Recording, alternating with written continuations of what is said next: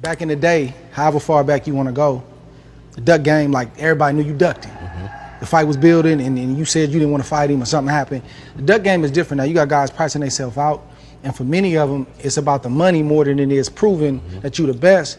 But I guess my question is that wrong? It's not wrong, but in my humble opinion, not being disrespectful to nobody, to the sport, the forefathers that came before us, they want us to get money, but they still want us to keep it real. And to keep it real mean when you train every day, me and you, we didn't train to be good. What we train to be? Be the greatest. The best. Yep.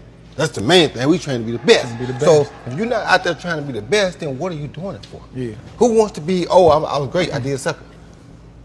No, you want to be the best. If you're not the best, in our mind, you ain't the champ. Back in the day. What's it up, baby? You already know it is the big bounce hog.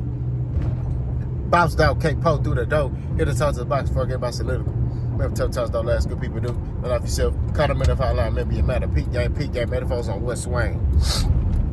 If you got this far, you already saw the video. You saw Andre Ward and Roy Jones Jr. You know what I mean? Much respect to both of them legends right there. Andre Ward, bro, like, I'm going to keep it a bean with you. He killing this promo. Whatever he put his mind to, he masters it, bro. You know what I mean? Like him preaching. I be listening to his teachings. He getting better at it. You know what I'm saying? Like, he a good preacher, bro. He know how to relate. You know what I mean? Even as like the journalist thing that he doing, he's mastering that. Like he's just God really using him, bro. He a true example of being used as a vessel. You know what I'm saying? And then another thing, he a man. He stand on his 10. He ain't no gangster. He ain't tough. He ain't. You know what I mean? He just a grown man. You know what I'm saying? That's a prime example. When I sit there and say I'm just a grown man, I don't tolerate disrespect. That's when if you don't know what that means, look at Andre Ward. You know what I mean? Like he ain't gangster. He ain't out here trying to be gangster. He ain't out here trying to be hard. He a family man, take care of his family. But if you want to go there, he'll go there with you. Whatever you want to do, he willing to do it. You know what I'm saying? Like that's just what it is. You know what I'm saying? Pause that. You know, because you got some weirdos. It's 2024. Boys weird out here. You know? But let's get back to the video. And we clutched up on this one. So you already know where this going. But my bad, somebody's calling me. They was talking about ducking, right? And they talk about, hey, fighters are pricing themselves out to duck fights, you know. And, you know, fighters are, you know, just avoiding fights altogether.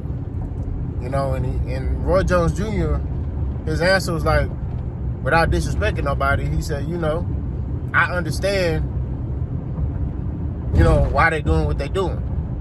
You know, he said, but when you want to be the best, basically you got to fight the best. You know what I'm saying? So I just want to give my response to this. You know, boss, I'm all about fighting the best fights. You know what I mean? If you're a great fighter, you need to fight all the great fights. But I also understand another aspect too. I understand that in boxing, you want your family to be taken care of.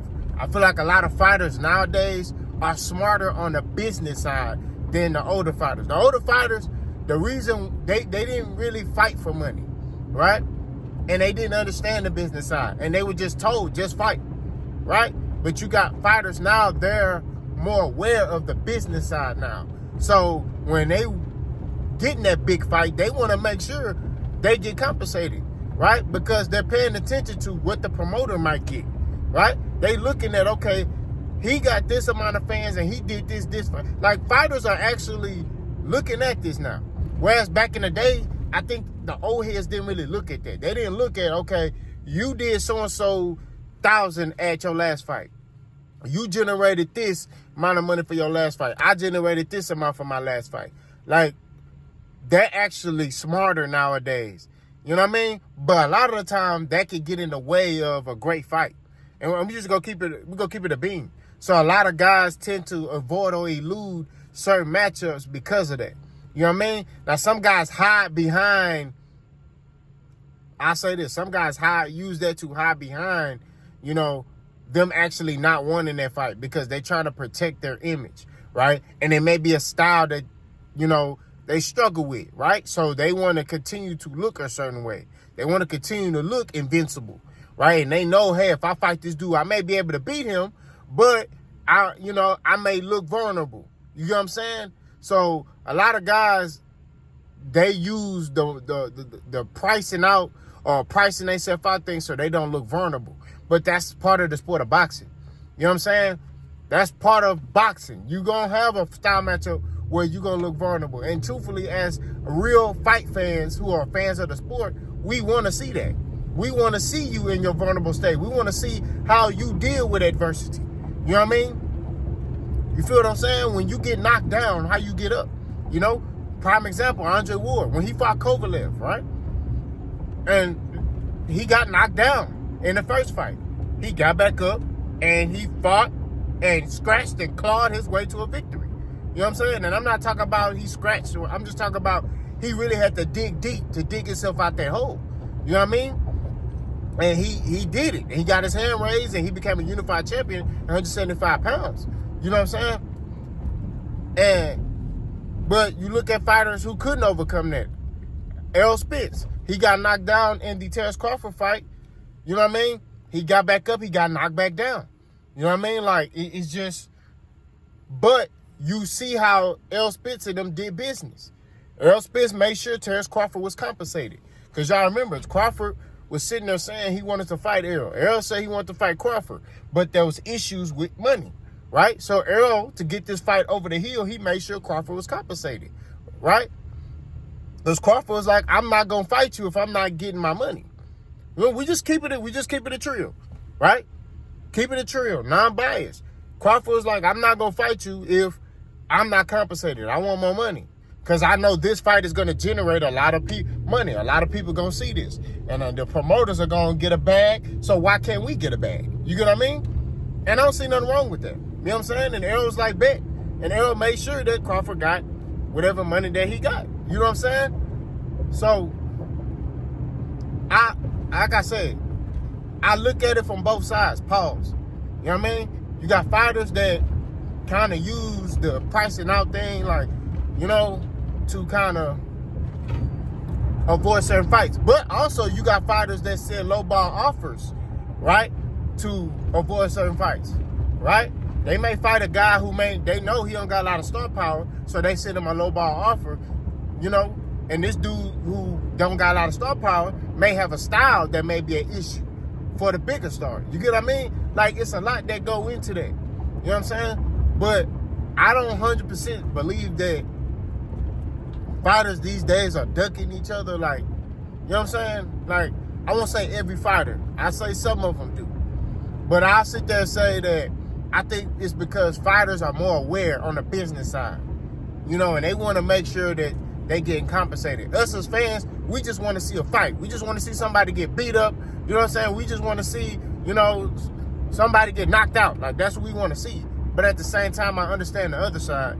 And the fighters want to make sure they're taken care of, right? Because they're the ones putting their lives on the line. Because like I say, boxing, you're not meant to get punched in your head.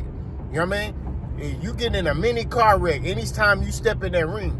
And if you get in a dude that's really punching, you know what I'm saying? Like, a dude that's really punching, you know, I've been in the ring with some punchers where your head hurting afterwards. You know what I mean? He hit you with one punch you can't see. You know what I'm saying? Like, we're going to keep it a styles. You know what I'm saying?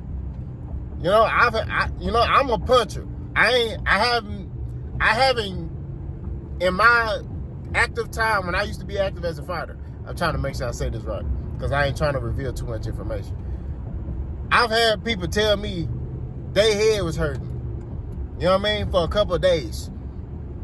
You know what I'm saying? But, so all I'm saying is boxing is not a sport, you know, where, you know, you could take this lightly and, you know, you want to make sure you get paid. You want to make sure you get compensated. You want to make sure that everything's taken care of. Because if you're a champion, the sanctioning body get a piece of the purse, your promoter, your manager, your trainer. By the time everybody get their cut, you know, you might be left with a little bit. So you want to make sure that you're compensated in the right manner. You know what I'm saying? That's it. So I like this topic because it's something that not really talked about. But like I said before, I think that, you know, from both sides, you can look at it from both angles. You can sit there and say, hey, fighters, low ball fighters to avoid, you know, certain things. Or, you know, you can say, hey, I genuinely just sent him off because this is how much he made his last fight. You know what I'm saying? So why overpay him and give him this? You know, this is how much you made your last fight, so why I need to overpay you? You got what I mean? Or, hey, man,